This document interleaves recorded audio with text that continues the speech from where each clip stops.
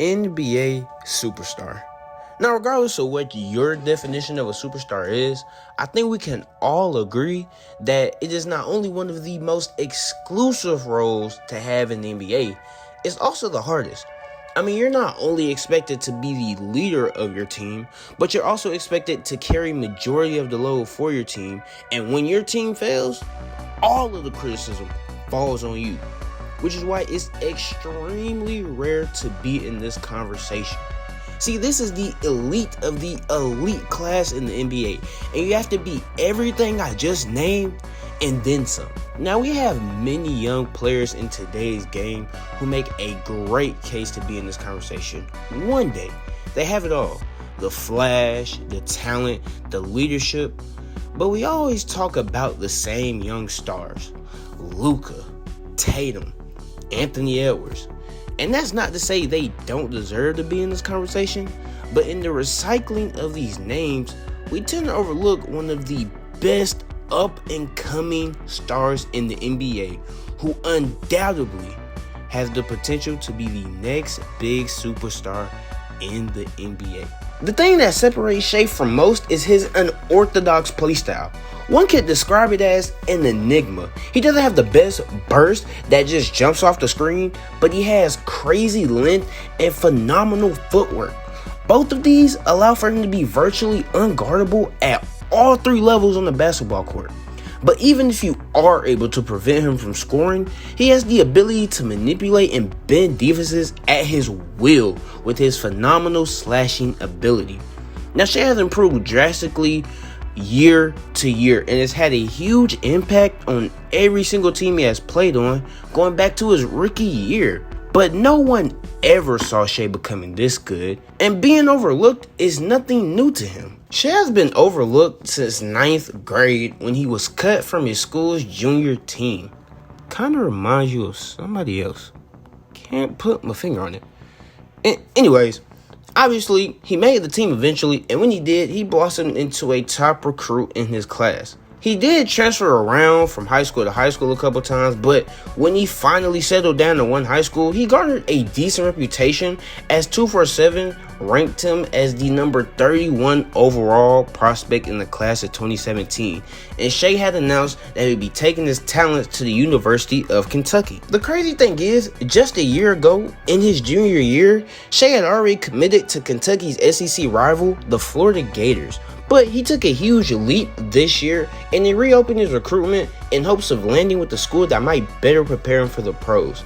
This was a huge gamble, but it succeeded, and he ended up receiving an offer to the University of Kentucky and had no problems and wasted no time accepting it. But going into college, Shai wasn't expected to be a one and done, and when he did eventually declare for the NBA draft, he wasn't seen to be a lottery pick.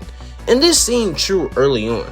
Shai only started 2 of his first 15 games at Kentucky and was relatively anonymous early on. Over the first 11 games of his brief college career, Shai averaged 9.6 points, 4.2 assists, and 3.4 rebounds per game, operating purely as a supporting piece for John Calipari and the Wildcats. But a switch flip, and over his final 26 games at Kentucky, he quickly made it clear that he was the go-to guy and was a lottery lock. And by the time March Madness was over, he had left his mark not only at Kentucky, but all around the nation. Scouts described Shai as Sean Livingston with the jumper.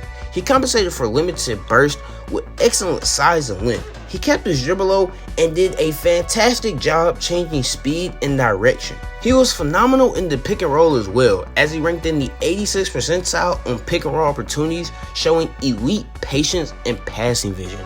And this was just on the offensive side of the ball. He was phenomenal defensively and acted as a pest the entire year. But without the speed, athleticism, and reliable 3-ball, Shai was looked at as nothing more than a reliable low-end starter. But these people couldn't have been more wrong, and Shai made all of these scouts look straight silly. He was taken 11th overall by the Charlotte Hornets on draft night, but was traded later on to the Clippers. And his NBA career began much like it did in high school and college, on the bench. But this didn't last long at all. After just 9 games, Doc Rivers decided to put him in the starting lineup. And once Shai took that starting spot, he didn't look back once.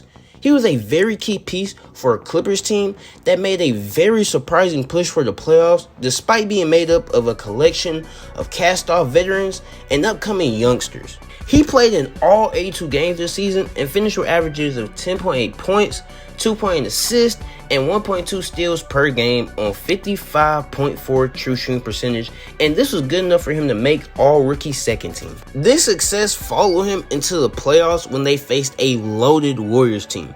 Shai was calm, cool, and collected, and the rookie was actually one of the Clippers' better and more consistent players this series. One of these games, he would even explode for 25 points despite a loss. It was an extremely promising end to an already amazing season. And Shai was marked as their best prospect since Blake Griffin. And it was believed that he would be untouchable in all trade packages. But all of this changed on July 10th, 2019. On July 10th, 2019, Paul George was sent to the Clippers for Shai, Danilo Gallinari, and 7 first-round picks to form a dynamic duo with Kawhi Leonard. And all of a sudden, the best prospect since Blake Griffin was no longer a Clipper. And the new situation he was entering placed a huge amount of pressure on his shoulders. This wasn't the only big trade OKC would make this offseason. They turned Russell Westbrook into Chris Paul as the Rockets looked for something new, and OKC was willing to take on Chris Paul as long as they got some draft capital along with them. When the Thunder traded for Chris Paul, a bond was formed instantly between the 2 point guards, which was incredible to see. And Shai was trying to learn everything he could all season from the point guard. Now, Shai wasn't looked to be the number 1 option because they had Chris Paul, but he still had a tremendous amount of pressure on his shoulders. He was looked at as the number 2 option on a Thunder's team that was expected to suck. And some wondered, would he be able to fill such a role early on? And just like in LA, he wasted no time answering these questions, as in his first game with the Thunder, he put up a career high 26 points. He then followed this up with another career high 28 points in his second game. And it looked like he was hitting the ground running with his development. But the next few weeks were not spectacular. In fact, they were the exact opposite. He was struggling to find his place and he hit a huge slump. But when he grew out of this slump, he was nothing short of phenomenal. A signature moment of his this season came on January 13th, where he would earn a 20-10-20 game in his first career triple-double. He became the second guard in the past 30 years with a 20-point, 20-rebound triple-double, joining, ironically, Russell Westbrook, and the youngest player to ever put up this stat line. Shai had a tremendous season. He almost doubled his scoring average from last year and took a leap that was nothing short of special. He averaged 19 points, 5.9 rebounds, and 1.1 steals on 56.8% true shooting. He was able to answer almost every challenge set by his coach or any in-game situation and produce some amazing performances this season. He and Chris Paul led the Thunder all the way to the playoffs, something that nobody could have predicted before the season, and they pushed a talented Rockets team to 7 games, but ultimately they lost in Game 7. Shai was definitely a little underwhelming this series, and he struggled a bit, but no one was too worried. It was his second year in the NBA and the first time he had been placed in such a demanding role in his young career. After this huge year, the Thunder looked very promising, and with the ascension of Shai, it looked like they should go all in on rebuilding around Shai. This is exactly what they did as they traded away Chris Paul for multiple role players in their first round pick to the Phoenix Suns. Now, prior to the 2020-2021 season, there was a major question surrounding Shai. How would Shai operate as the lead option in the offense? In his first 2 seasons, Shai was the third option on the floor in most situations, but this season, he would be the number 1 option on the bad team. So everyone was wondering, How would he do? Well, just like last year, it took Shai no time for him to adjust to this new role. With Chris Paul in Phoenix, Shai took the reins on the Thunder as their primary option and put together a breakout season. The 23-year-old guard averaged 23.7 points on 63.7% true shooting from the floor, plus 5.9 assists and 4.7 rebounds per game. Just to provide some context on how amazing this true shooting percentage was, this was the same true shooting percentage as Damian Lillard. And this is insane considering Shai had significantly worse spacing. His overall efficiency took a huge leap as well, and it changed how defenses guarded him.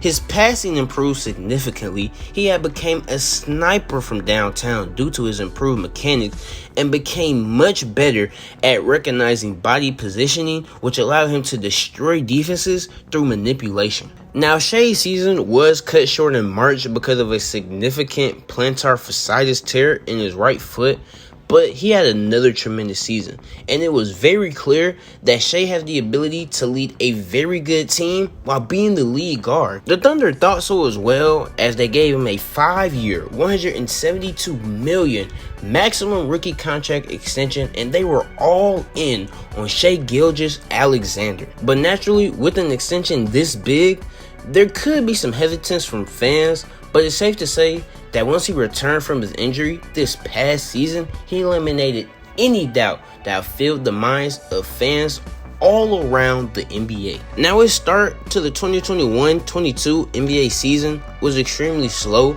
as he struggled with an ankle injury, but he finished this campaign extremely strong. Through the first 13 games post All-Star break, Shai was averaging 30.4 points, 7.3 assists, and 5.8 rebounds per game.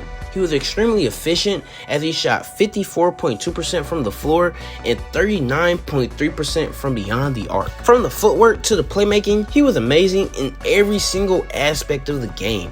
He has showed things that we didn't see from majority of players his age.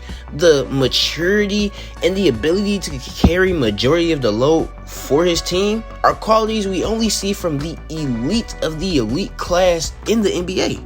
Shai has made drastic leaps every single year in his NBA career.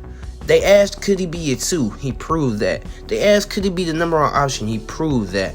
Every single time doubt has begun to fill the air around him, Shai cleared the air almost immediately, which is why I believe that Shai has all of the makings to be the next big superstar in the NBA.